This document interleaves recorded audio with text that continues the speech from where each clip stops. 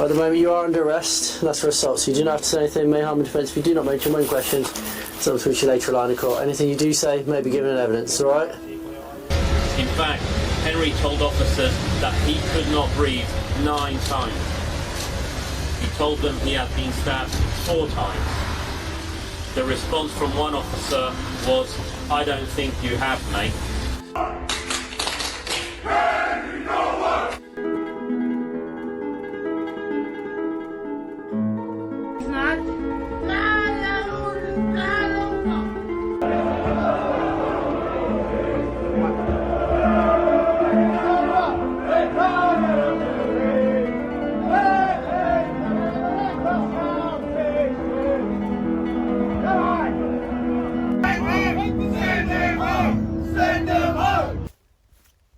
Oi pessoal, hoje decidi gravar enquanto eu caminho um pouquinho.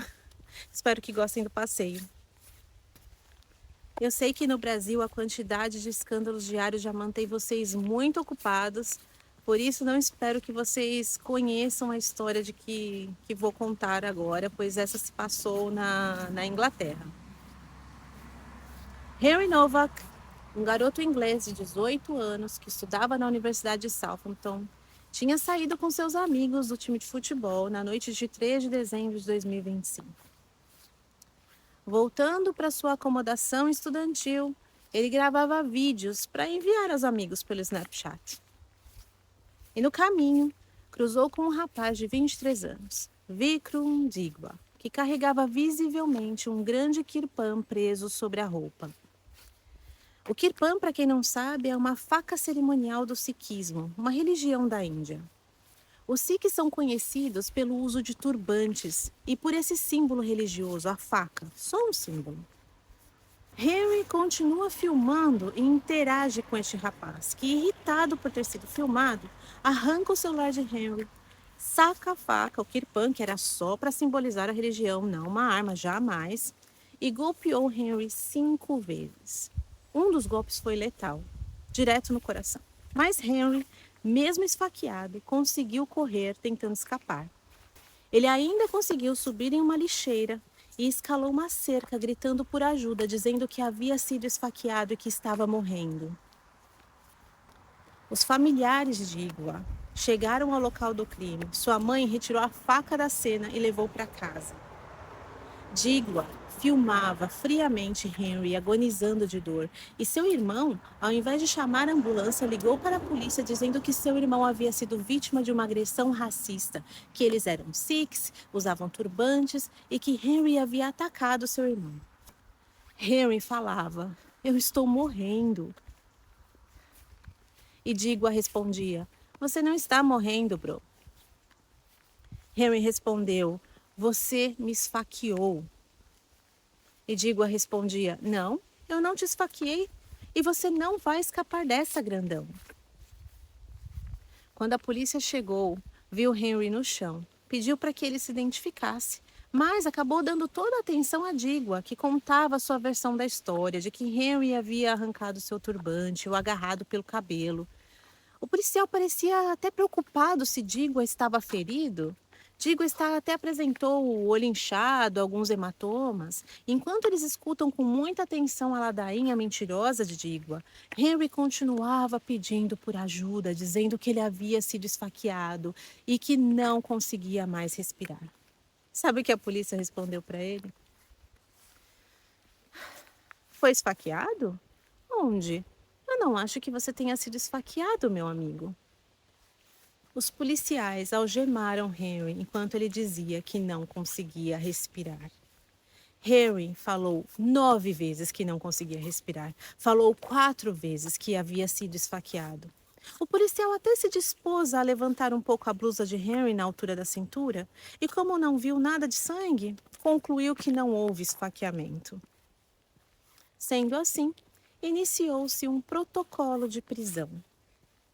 Henry estava sendo preso por suspeita de agressão racista. Ali, algemado, neste momento, Henry morreu. Digwa Não foi algemado. Ele pôde discorrer sobre sua narrativa mentirosa comendo um lanchinho na delegacia, até que os policiais caíssem na real de que ele era um assassino. Há diferentes níveis de análise sobre essa tragédia.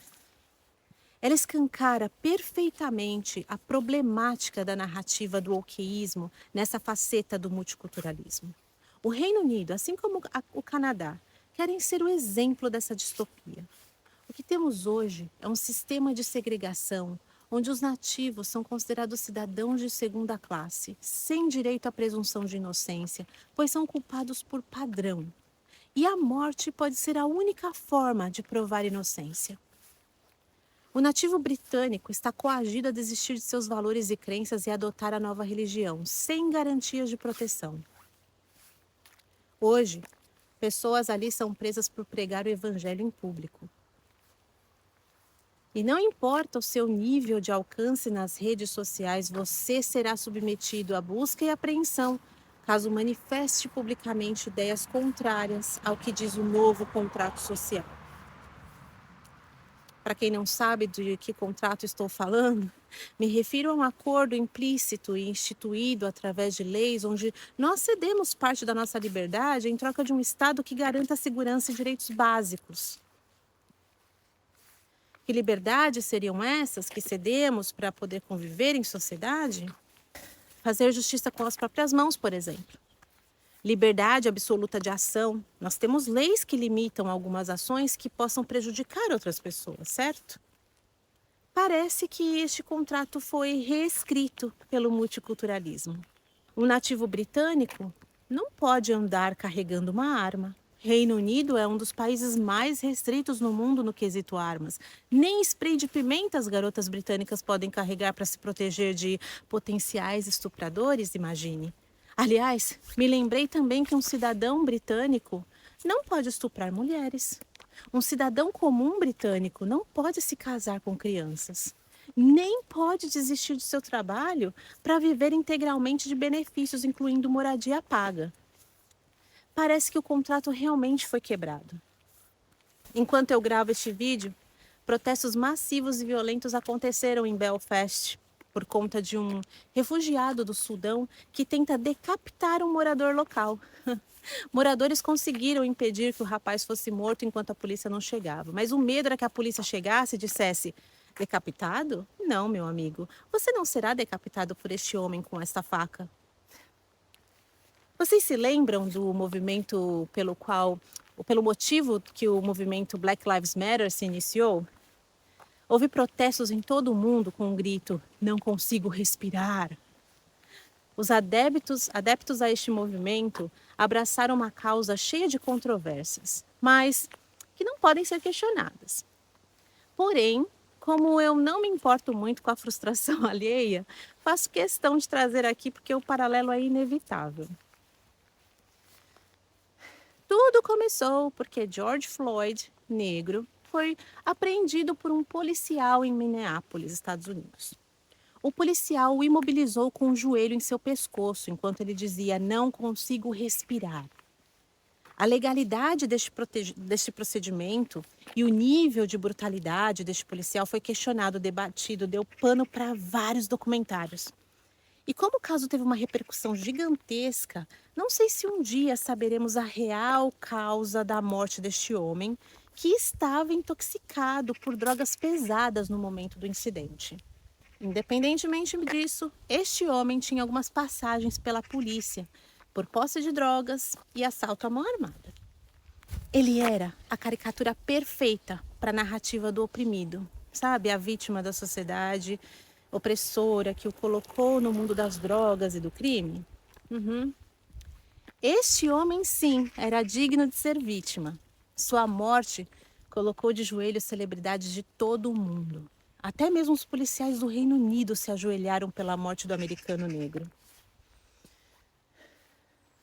O caos gerado pelos manifestantes do movimento Black Lives Matter foi considerado razoável diante de tamanha indignação. Ninguém considerou essas cenas de guerra como desobediência civil. Os protestantes tinham total direito de extravasar sua ira diante de tanta injustiça. Henry foi morto por um mentiroso compulsivo obcecado por armas, encoberto pela mãe que escondeu a arma, intocável por ser um imigrante. Henry foi negligenciado pela polícia, ainda que implorando por socorro, dizendo: "Não consigo respirar." Mas dessa vez, ninguém se ajoelhou. A polícia, pressionada pela população revoltada, não só não se ajoelhou, como reprimiu a manifestação. E os mandantes do país condenaram esses protestos como degradantes e ainda os ameaçou de serem punidos com toda a força da lei. E digo, eles têm realmente usado de muita força.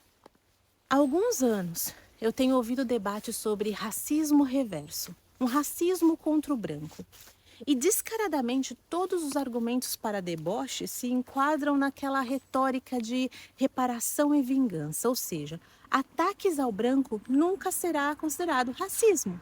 O branco é inerentemente mau e precisa ser punido por seus antepassados colonizadores. Bem, se você deturpa o conceito fundamental de racismo, transforma então o antirracismo num racismo mortal contra o branco ou qualquer um que ouse questionar a seita. Os policiais são como membros da seita, cegos pela ideologia, não conseguem enxergar a realidade de um homem pálido agonizando na morte, obcecados por seu ímpeto de praticar a justiça para defender um sikh que supostamente havia sido agredido, sedento por fazer justiça e reparar a dor que esse imigrante supostamente sofreu, algemando a real vítima esfaqueada, morrendo diante dos seus olhos. Essa boa intenção ignora o fato de que não há reparação justa para este passado que esta turma condena. Os adeptos à seita woke estão cometendo as mesmas atrocidades que eles condenam de um passado que não existe mais. Estão esvaziando a vida de valor, percebem? É estarrecedor ver a cegueira de quem obedece sem questionamento, que gritam sem conteúdo, sem alma, sem substância. Um vazio de palavras que se transborda na frieza, nessa tortura, na morte, porque eliminar é mais rápido que reformar, que conceder, que debater a verdade. Eles precisam nos cancelar e nos matar, porque não podem conviver com as falabilidades de suas narrativas. Quando a justiça deixa de ser universal e passa a depender de quem fala, onde fala e sob qual identidade fala, o que se perde não é apenas coerência, é a própria ideia de civilização compartilhada. Espero que tenham gostado do passeio. Muito obrigado mais uma vez por me ouvirem até aqui. Vejo vocês na próxima.